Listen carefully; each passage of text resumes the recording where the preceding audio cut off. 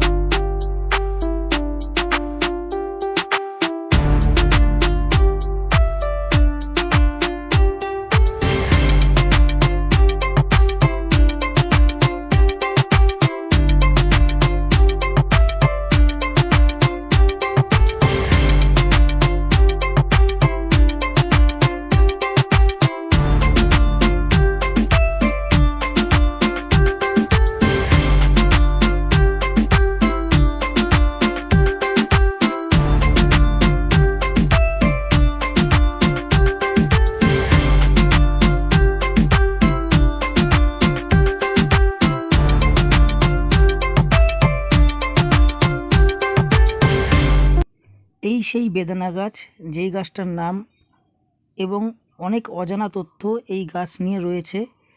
সেই গাছেই প্রচুর মানুষ মানত করে এবং তার জন্য মনের সব আশা পূরণ হয় এখান থেকে। আমরা যেরকম নৈহাটির বড় মার নাম শুনেছি, তার কাছে গেলে আমরা নিরাশা পাই না, ঠিক সতী মায়ের কাছেও এসে কেউ নিরাশায় ফেরে না। যে যা চাই সেটাই মনের আশা পূরণ হয়।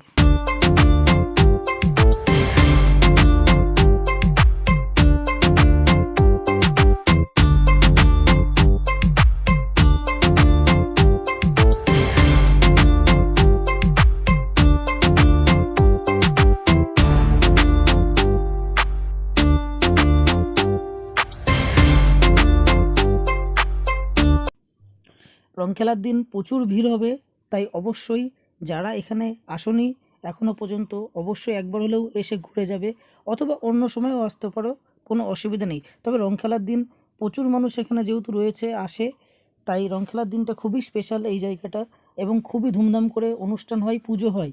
কেমন লাগলো ভিডিওটা অবশ্যই কমেন্ট করে জানাবে, এবং ভালো লাগলে অবশ্যই শেয়ার করবে বন্ধুদের মাঝে। আরও নতুন ব্লগ নিয়ে আসতে চলেছি। ততক্ষণ তোমরা ভালো থেকো, সুস্থ থেকো।